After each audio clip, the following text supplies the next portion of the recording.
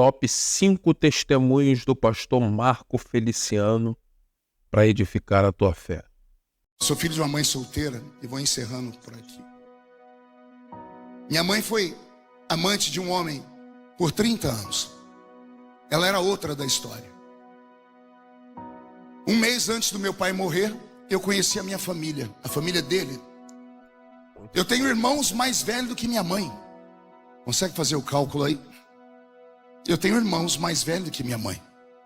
E foi um deles que foi bater a porta da minha casa para me procurar, dizendo que o meu pai queria falar comigo. Não havia celular na época. E eu perguntei onde ele estava. Disseram, ele está no hospital. E eu fui até o hospital. A gente não tinha comunhão, não tínhamos intimidade. E eu entrei dentro do quarto e lá estava aquele homem deitado na cama. Ele me viu, ele sentou, estava com a barriga aberta daqui até aqui, tomando soro, olhos azuis profundos, era um português. E ele falou para mim, eu te chamei aqui porque eu não consigo mais cuidar da sua mãe, porque agora eu estou impossibilitado de trabalhar. Ele pagava o aluguel da minha mãe ainda. Eu disse para ele, a minha mãe tem filhos, o senhor pode deixar aqui, eu vou cuidar da minha mãe. Mais alguma coisa? Ele, não é só isso. Eu disse, então boa sorte para o senhor. Não havia empatia, não havia intimidade, havia só desprezo. Eu saí de perto dele, coloquei a mão na maçaneta da porta do quarto para abrir, para sair. Aquele velho falou uma palavra, como eu amaldiçoei ele. Ele não podia ter me falado aquilo. Eu nunca tinha ouvido ele falar aquilo. Ele teve tanta chance na vida para me falar, mas deixou para me falar ali. Eu botei a mão na maçaneta da porta e ele falou, filho. Ele nunca tinha me chamado de filho. Filho. Na segunda vez eu travei. Lembra que eu disse que palavras têm poder? Eu não sabia que palavras paralisavam pessoas. Quando ele me chamou de filho pela segunda vez, eu travei, eu não sabia o que fazer, eu comecei a chorar. Eu olhei para trás, ele também estava chorando. E ele me chamou para perto dele. Eu fui chegando devagarinho, devagarzinho. Ele ficou em pé com dificuldade e me abraçou. É o único abraço que eu lembro daquele velho. Eu amaldiçoei no início, mas se eu pudesse voltar agora, eu queria ficar abraçado com ele por pelo menos uns 3 dias sem parar. Eu não sabia que abraço de pai era tão importante. Eu não sabia que abraço de um genitor fizesse tanta diferença na vida da gente. Eu abracei ele e se tivesse terminado no abraço, amém, mas não, ele veio no meu ouvido e disse, eu te acompanho de longe. Eu tenho visto o que você tem se transformado. Você vai ser um grande homem ainda.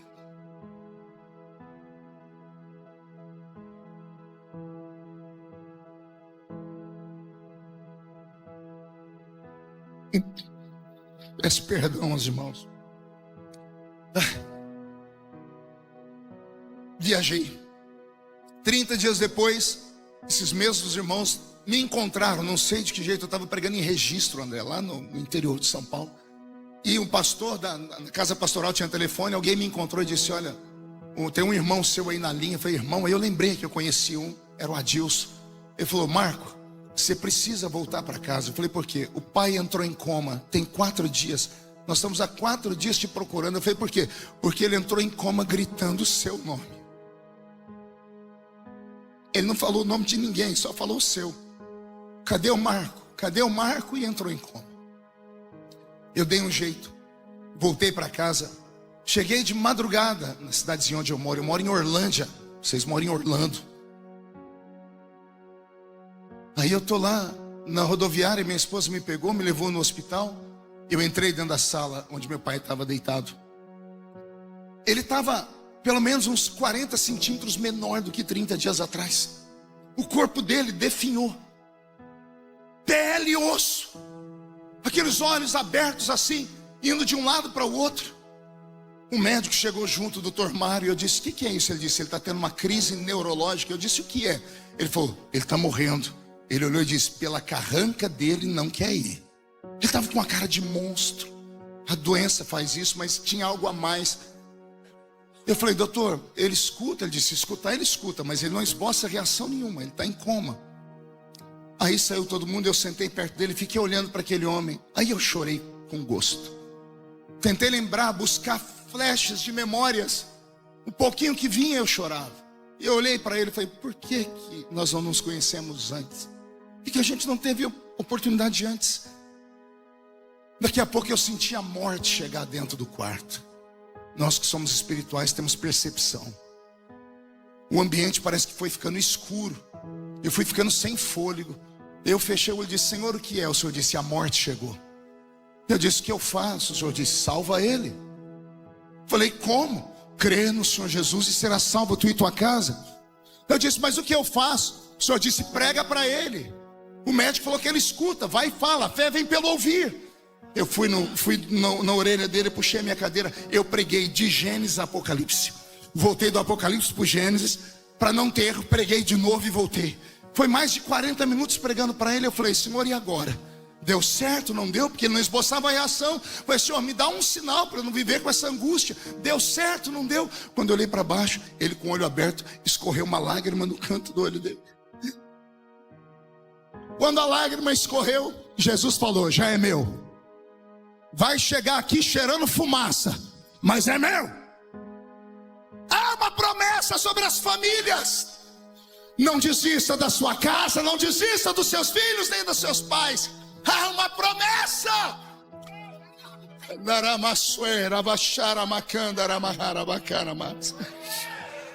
Eu saí dali para respirar um pouquinho. Meu irmão entrou. Quando meu irmão entrou, ele voltou gritando, o que você fez com o pai? Eu falei, por quê? Porque ele morreu. Eu disse, não, eu não matei ele. Não é isso. Olha lá, olha o rosto dele. A família toda foi ver, o meu pai morreu com um sorriso. Para quem estava com uma cara de monstro. Nós somos caminhantes de dois mundos. Nós ministramos nessa esfera e em uma outra esfera muito maior. O Senhor te trouxe neste primeiro culto desta manhã para te dizer, o relógio do tempo não para. Dá tempo de acertar as contas ainda. Você sabia que tem pessoas presas a esse mundo por sua culpa? Quantas pessoas estão em coma? Estão travados em uma cama, seus parentes. Eles precisam de uma palavra sua. Pastor, mas eu estou longe. Não há distância para a tecnologia. Manda um áudio. Abre um vídeo de conferência. Libera o perdão. Fale, pai e mãe. São pai e mães. Não existe pai e mãe com defeito. Os defeitos nós relevamos, porque são pai e mãe. O Senhor os usou para chegar aqui. Pastor, mas eu nasci de um estupro mal feito. Isso na sua cabeça. Na cabeça de Deus não. Não existe ninguém aqui que é obra do acaso. Todos aqui foram escolhidos por Deus no ventre da sua mãe. Não interessa se você entrou nessa terra pela porta ou pela janela. O Senhor usou seus pais. Libera o perdão para eles hoje. Deus, ele é tão maravilhoso que ele tem as suas maneiras de agir. E às vezes essa maneira de Deus agir vai ser no leito de dor, no leito de hospital. Só que o nosso Deus, quando ele tem um propósito, não importa o local onde essa pessoa está, ele vai alcançar essa alma.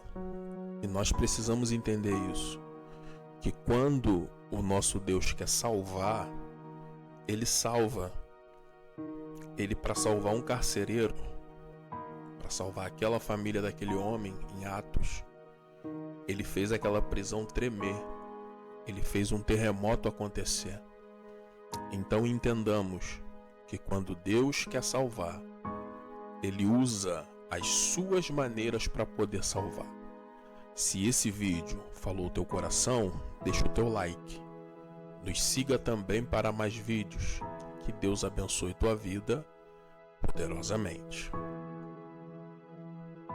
É impossível não se emocionar com esse testemunho do pastor Marco Feliciano. Presta atenção. Mas a serpente. Eu estava lá na Quinta da Boa Vista. Quando eu cheguei diante de um viveiro lá, pastor Silas, era um viveiro de uma jararaca. E ela estava bem num cantinho, toda enroladinha, com a cabeça dela repousada sobre o corpo, Elcio. E eu cheguei bem na hora do almoço da maldita. Aí um veterinário abriu lá o viveiro e jogou um ratinho lá dentro. Hoje não pode mais colocar a criatura viva, porque tem que evitar o sofrimento. Mas naquela época ainda podia. Colocaram um ratinho, um camundongo branquinho lá. Quando o camundongo caiu lá dentro e ele viu onde ele estava, pense num animal que se desesperou. Ele tentou escalar aquela parede de vidro umas 50 vezes. Ele ia para um lado, para o outro, ele não encontrava a saída. Ele tentou tanto, mais tanto. Eu falei, eu quero ver onde vai dar isso. E a serpente estava lá com o olho fechado, a maldita estava dormindo. Daqui a pouco ela abriu o olho e ela não se mexeu. Do jeito que ela estava, ela ficou. Parece que ela sabia que aquele ratinho não tinha para onde ir. Depois de várias tentativas de subir, escalar a parede de vidro, o ratinho partiu para cima da serpente. Eu falei, agora vai dar ruim. Quando ele chegou perto dela, ela não se mexeu. Ele subiu em cima dela, Sóstenes. Ele estava desesperado, ele queria encontrar uma maneira de sair e ele não encontrou. Resultado final, ele foi para o outro lado do viveiro. A cobra aqui e o ratinho aqui. Ele arriou as 4 patinhas dele. Dava para ver o desespero, porque o coraçãozinho dele pulsava no pescoço. Depois de uns 5, 10 minutos, eu falei, eu quero ver o que vai dar isso aqui. A serpente levantou a cabeça. Ela colocou aquela língua bifurcada para fora e ela sibilou. Na terceira vez que ela sibilou, eu só acredito porque eu vi. O ratinho levantou as patinhas dianteiras e a traseira ficou arriada. E ele começou a se arrastar para cima da serpente.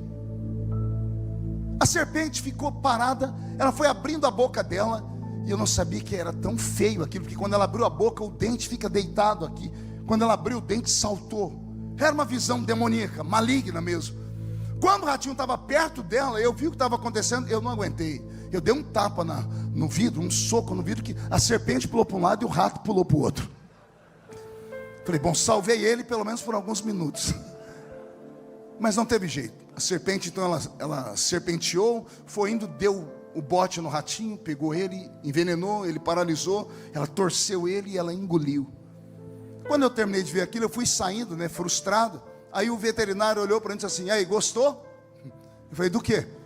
Você viu o milagre da natureza? Eu falei, se isso é milagre, eu não quero ver isso nunca mais na minha vida, moça. Ele falou, não, é sério, você assistiu um milagre. Eu falei, qual milagre? A serpente tem um poder. Eu falei, qual? A serpente, ela hipnotiza. Ela encanta uma presa pequena. Eu só acreditei porque ele falou. Saí dali antes de chegar na rua. O meu cérebro trabalhou e eu lembrei que 2 meses antes eu estava pregando no alto do Amazonas. E lá numa daquelas populações ribeirinhas, que o pastor Elcio conhece bem, eu pregando, eu passei uma época da minha vida que por 2, 3 anos eu só falava da morte do meu filho. Era uma maneira de desabafar. E quando eu estava terminando o culto, veio uma irmãzinha falar comigo. O Senhor me mandou falar contigo. Eu falei, pois não. O Senhor mandou você parar de falar do seu filho em tom de piedade, porque você não é o único que sofre. E eu falei para ela, mas meu filho morreu. Ela disse, o meu também. Aí eu falei para ela, e daí? Ela falou, e daí? Você enterrou o seu? Eu disse, enterrei. Ela falou, eu não enterrei o meu. Eu falei, por que não? Ela falou, porque eu moro numa população ribeirinha, beira-rio. Meu filhinho era um peixinho treinado para nadar desde criança, conhece todos os perigos do rio. Eu estava lavando roupa, quando eu olhei para o meu filho e vi ele andando, indo para o rio, mas ele estava andando diferente. Ela falou que ele estava andando meio durinho, mas ela não se apercebeu. Quando ela viu que ele chegou perto da beira do rio, ela escutou um barulho. Ela falou que quando ela olhou, não deu tempo de fazer mais nada. Uma anaconda, uma cobra grande, saiu de dentro do rio e pegou o filho dela. E levou o filho dela para dentro do rio. E ela não pôde enterrar o filho dela. Aí meu coração ficou apertado, porque a gente acha que sofre, tem gente que sofre mais do que a gente. Aí eu fui tentar conversar com ela e disse, mas o que a senhora acha que aconteceu? Ela disse, meus pais me falavam e eu não acreditava. Os pais dela eram índios. A cobra grande, ela encanta, ela seduz presas pequenas. Quando eu lembrei dessa história e juntei com a história da Quinta da Boa Vista, lembrei desse texto e entendi o que Jesus estava falando. Não posso falar para qualquer um, mas para vocês 70 que são espirituais eu posso. Eis que eu vos dou poder para pisar sobre espíritos de encantamento.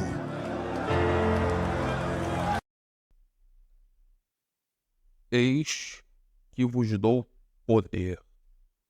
Irmãos, esse testemunho é muito tremendo. que é relatado pelo pastor, nós precisamos entender que sempre existe alguém que tem uma dor maior do que a nossa. Sempre tem alguém passando por algo pior. Então nós precisamos sempre ter um coração voltado, né, na questão da empatia, de se colocar no lugar do próximo. Até porque foi isso que Jesus nos ensinou. Se esse vídeo falou o teu coração, deixa o teu like. Nos siga também para mais vídeos.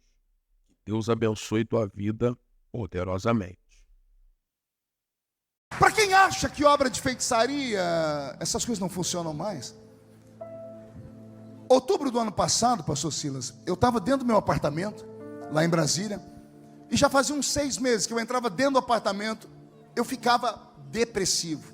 As lutas de Brasília são terríveis. O único que gosta daquilo é o deputado Sóstenes, que ele ama aquele negócio. Ele ama o furdunço. Esse testemunho aqui é muito forte. Eu prego todo dia, então quando chego lá eu sinto choque. E aí eu estava sentindo algo pesado. Eu entrava dentro do meu quarto. A minha cama é grande, como eu durmo sozinho lá, o lado que eu durmo já há 10 anos está afundado. Do outro lado está inteiro ainda. E do lado que eu durmo era eu sentar ali, Elcio, não tinha vontade de fazer mais nada. Eu estava desanimado. Eu recebi uma ligação de uma mãe de oração que eu tenho. Ela falou: filho, você está bem? Eu disse: estou bem. Ela disse: como é que está o seu espírito? Eu disse: está aqui. Ela falou: você ainda acredita que Jesus faz coisas? Eu disse: acredito. Ela falou: chama o Roberto. Ela sabe que o Roberto mora comigo. Vai vocês dois lá no seu quarto, não se assusta, viu? Falei: por quê? Ela disse: levanta o seu colchão do lado que você dorme. E eu levantei o colchão. E do jeito que eu levantei, eu soltei e corri para um canto.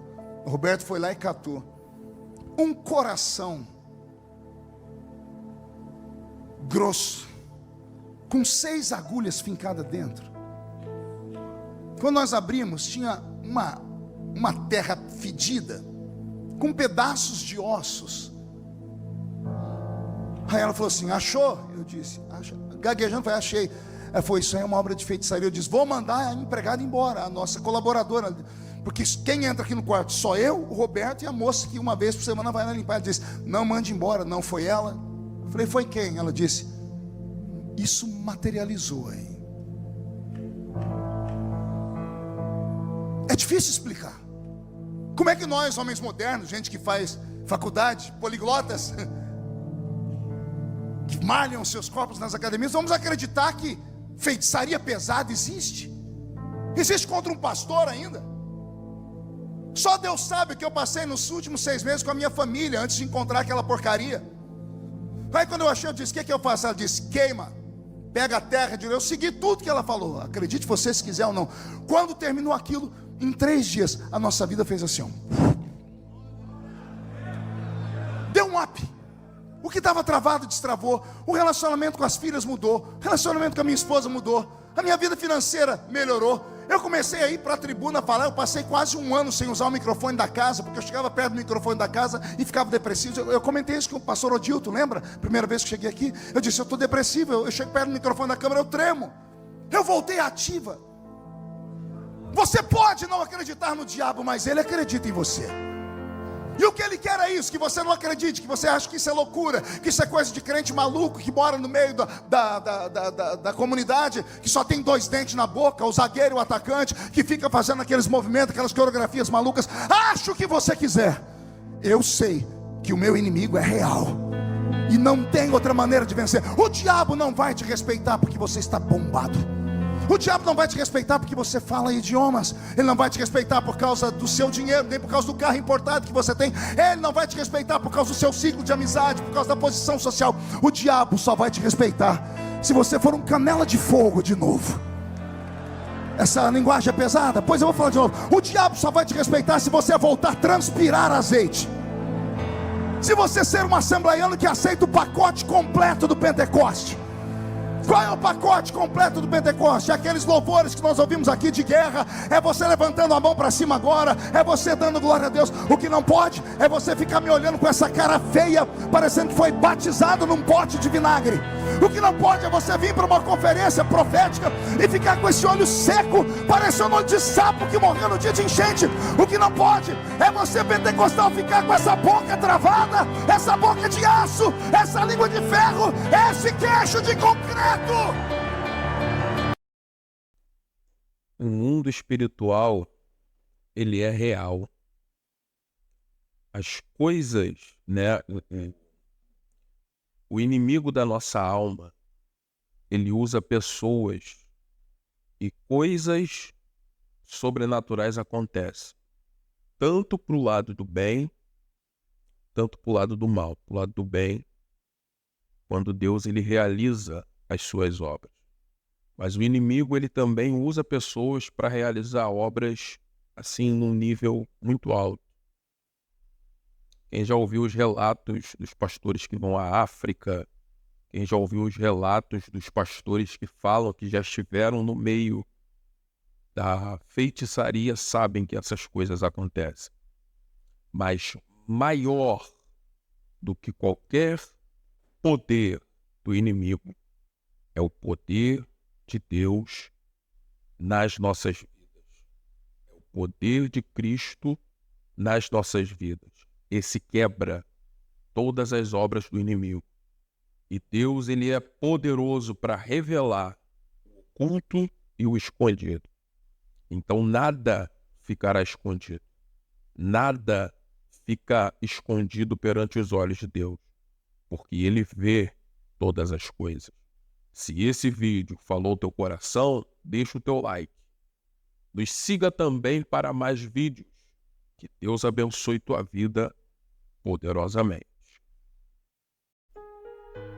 O defunto se levantou e pregou na igreja. Presta atenção nesse testemunho aqui que é muito forte.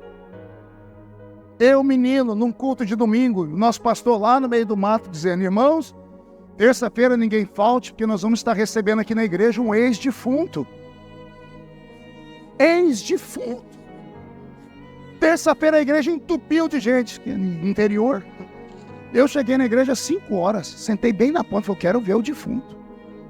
Quando o pastor chegou na igreja com um defunto do lado dele, o homem está parecendo um defunto de verdade, era magro, alto, com a Bíblia aqui no peito, terno preto, gravatinha preta, camisa branca, calvo, meio de bigode. Ele entrou, quando ele foi entrando na igreja, foi dando uma coisa na gente.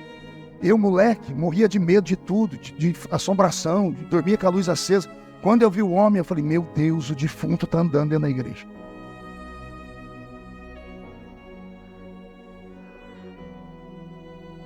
Jesus usa, mas quando o outro pega, dá isso. O pastor não conseguiu saudar a igreja direito. Nosso pastor ficou tão ansioso que não leu o texto direito, não pediu para ninguém cantar. Irmãos, vamos ouvir logo o nosso convidado. Aí o convidado pegou o microfone. Ele ajeitou, né, o microfone, tinha aqueles negocinhos aqui, a gente não podia tirar o microfone do púlpito ainda naquela época. Ele deu uma olhada para a igreja, mas sabe aquele olhar assim que dava arrepio na alma da gente? E eu embaixo falando: meu Deus, o defunto está me olhando. Eu, moleque, 13 anos de idade, no meio do mato, puro. Aí aquele homem enfiou a mão no bolso, e tirou um papel todo amarelado, desdobrou e disse: isso aqui é o meu atestado de óbito. E está aqui assinado pelo doutor tal, tal e tal. E ele passou para o presbitério aqui olhar. Depois que foi até lá e voltou, ele perguntou: é verdade, senhor? Está aí a data? O pastor disse: tá. Ele enfiou a mão no outro bolso e tirou uma foto em preto e branco de um homem deitado num caixão, com algodão no ouvido. E foi: essa foto sou eu. E depois eu vou explicar para vocês quem foi que tirou essa foto de um defunto. E ele passou a foto. A igreja entrou em transe. E ele disse: meu nome é João de Oliveira.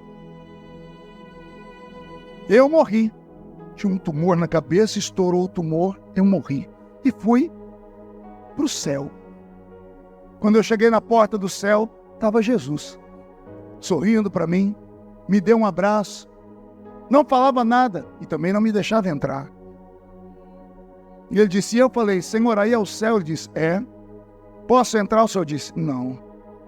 Por que eu vou para o inferno? Não. E por que eu não posso entrar? Olha para o chão. Quando ele olhou para o chão, abriu um buraco. E o buraco deu dentro da casa dele. Uma casa de chão batido. Um caixão na sala. No canto, uma cadeira, uma senhora sentada na cadeira e 14 crianças ao redor. Ele disse, eu olhei e vi minha mulher, com meus 14 filhos. Abriu a porta e entrou o nosso pastor. Camisa amarrada até aqui, bengalinha e chapéu. O pastor entrou, cumprimentou os poucos irmãos que estavam na casa, olhou o defunto e foi falar com a minha mulher. Ele disse que quando chegou perto da mulher dele, a mulher dele disse assim, ô pastor, pede para Jesus devolver o João. Eu tenho 14 filhos para criar. Como é que eu vou fazer? Ora para Jesus trazer meu marido de volta. Ele disse que o pastor saiu de perto dela, chegou perto do caixão, ia começar o culto de velório, o pastor não deu conta, o pastor ajoelhou, pegou a mão do defunto e começou a orar, Jesus, traz o João de Oliveira de volta. 4 horas orando pelo defunto. Tempo suficiente para esparramar a notícia na cidade. E o repórter da cidade ficou sabendo que os crentes estavam orando por um defunto. E o repórter entrou lá dentro e tirou a foto do caixão. Daí a existência da foto. Ele disse que ficou olhando, olhava para Jesus, Jesus ficava olhando. De repente Jesus olhou para ele e disse assim, João, aquele que está orando lá embaixo chama-se João Colenda. Quem é assembleiano antigo sabe de quem eu estou falando. O pastor que fundou o Instituto Bíblico de Pindamonhangaba, parente da irmã Rebeca, esposa do pastor Samuel Câmara, de Belém. Pastor João Colenda, que orou pelo defunto chamado João de Oliveira, que depois que voltou dentre os mortos, escreveu um livro chamado Milênio, editado pela CPAD aqui no Rio de Janeiro. Milhares de crentes no Brasil ouviram esse testemunho e eu ouvi em loco. João de Oliveira disse que olhou para Jesus, Jesus falou, João, vamos fazer o seguinte, outro dia você volta. E quando ele foi falar por que, ele disse que uma força puxou ele para trás, ele foi arrastado, ele disse que ele olhava e viu Jesus ficando pequenininho, ele, Jesus, por que eu não posso entrar aí? E o Senhor Jesus gritou com ele de longe assim, porque a oração de um justo...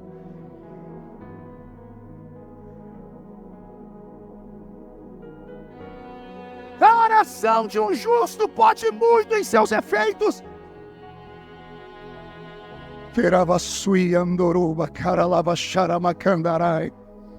Eu não quero te encher de teologia nessa madrugada, mas eu quero despertar em você um dom, um talento que está à sua disposição. Entrar numa reunião pentecostal não é entrar em uma reunião do Rotary Club, do Lions Club ou da maçonaria. Entrar em uma reunião pentecostal é você entrar em um caminho onde você pode abrir a porta que te levará para uma outra dimensão. O culto começa na igreja, mas ele não termina na igreja, ele termina nas regiões celestiais. Paulo ensinou em uma de suas cartas dizendo, quando vocês se ajuntam nada acontece, mas quando vocês se ajuntam, uns têm salmos, louvores, e outros têm testemunho, palavra, vocês saem da terra e entram nas regiões celestiais. O que são as regiões celestiais? O ponto de encontro entre o espírito do homem e o espírito de Deus. Nossos pais não sabiam nem da existência desse lugar, mas iam para lá todo culto. Por isso que havia batismo com o Espírito Santo quando se cantava o hino 15 da harpa cristã. Eu sou de uma época que o pastor pegava o sininho e chacoalhava para a gente quietar, mas Jesus está batizando com o Espírito Santo. Ele falava, agora não é hora disso. Mas é batismo, agora não é hora disso. Os pastores tinham que controlar o culto. Como Paulo fazia em Corinto, todos podem profetizar, mas cada um a seu tempo. Pense num lugar onde todos eram profetas, num lugar onde todos eram possuídos pelo Espírito Santo, num lugar onde todos transpiravam azeite. A Assembleia de Deus não cresceu no Brasil por causa de doutores de anel de formatura, por causa de políticos, não. A Assembleia de Deus cresceu no Brasil por causa de homens e mulheres que viviam mais lá do que aqui. Como eu prego desde criança, eu preguei em todos os estados brasileiros, em mais de 4.000 cidades. Eu nunca encontrei uma igreja como a igreja carioca. Vou falar de novo. Eu já preguei em quase 100 países do mundo. No Brasil, em mais de 4.000 municípios. Mas eu nunca encontrei crentes igual no Rio de Janeiro. Pelo menos de uma safra antiga. O Rio de Janeiro tinha cultos de revelação de manhã, de tarde, de noite. Cultos de consagração. Tem alguém que é dessa época aqui? Tem alguém aí? Pois bem, a maioria de vocês só estão aqui porque foi lá nesses lugares que Deus usou aquela criatura que não sabia ler nem escrever para te dizer: vou eu te tomar pela mão direita e vou caminhar com você pela terra. A maioria dos pastores que estão aqui, que hoje pregam, que hoje tem nome, que tem fama, sabem do que estou falando. Só estamos aqui porque aquelas pessoas que não tinham cultura, que não tinham roupa bonita, que não tinham carro para andar, mas que quando dobravam o joelho no chão, subiam nas asas de um querubim, iam ver a face adorada do mestre e traziam para nós revelações profundas. Eu venho de uma época, e sem querer ser saudosista, já sendo, dos velhos cultos no interior de São Paulo, dos congressos de jovens. Estava eu no grupo de jovens e a irmã Maria, nossa regente, regendo um hino, e quando começamos a cantar, o céu desceu sobre o ginásio. E Deus tomou a Maria. E a Maria, que era muito equilibrada, começou a pular, começou a chacoalhar, e daqui a pouco a Maria tibum no chão. Foram lá para segurar ela, quem tentou encostar nela tomou choque. A perna da Maria foi esturricando e a boca dela foi ficando roxa. Uma irmã que estava com a gente, era enfermeira, disse: está morrendo. Foram chamar a ambulância, quando vieram para socorrer, do meio do ginásio levantou uma velhinha dessas, do coque. Ela deu 3 passos, chegou perto e disse: não toque, porque Maria está comigo.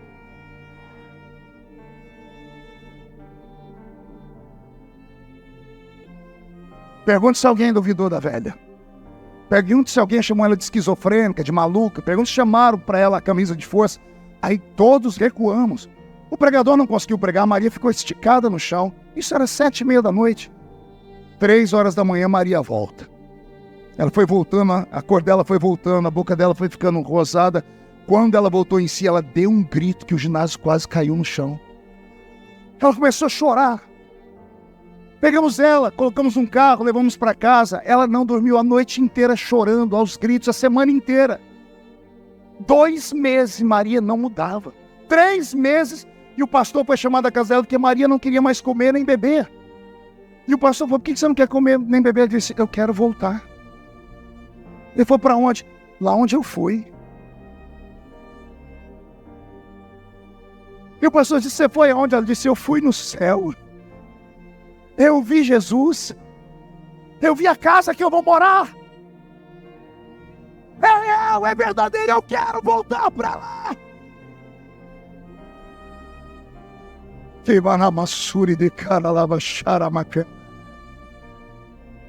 Aí as pessoas perguntam por que pessoas da minha geração, pode acontecer o que for, pode acontecer o escândalo, pode vir a luta que for, pode levantar 11.000 demônios contra nós. 1.000 cai de um lado, 10.000 cai do outro lado, e a gente não é atingido. Aí pergunte assim para mim: por que, pastor? Só falo se todo mundo perguntar. Porque os nossos olhos viram. Os nossos ouvidos ouviram. E o nosso coração sentiu. Quem já viu, ouviu e sentiu, não consegue caminhar em outro lugar a não ser no Santo dos Santos. O que nós aprendemos é que experiências sobrenaturais, elas existem. Experiências sobrenaturais existem. Momentos em que Deus ele se revela de maneira íntima e poderosa. Momentos em que Deus ele revela a sua grandeza e faz o homem ter desejo de conhecer mais e de ter mais envolvimento com as coisas da eternidade. Porque na verdade, nós nascemos nus, chorando e sem entender basicamente nada. E quando nós vamos nos desenvolvendo, quando nós vamos crescendo, nós começamos a nos apegar às coisas dessa terra. Quando na verdade o nosso coração ele precisa estar nas coisas da eternidade. Paulo, você está dizendo que eu não preciso almejar as coisas da terra de maneira nenhuma. Você precisa viver o melhor dessa terra. Só que isso não pode estar atrelado, enraizado no seu coração. Porque nós estamos aqui, mas não somos daqui. Estamos aqui de passagem. E um dia nós vamos retornar para casa, para nossa pátria, que é a glória. Se esse vídeo falou teu coração, deixa o teu like. Nos siga também para mais vídeos. Que Deus abençoe tua vida poderosamente.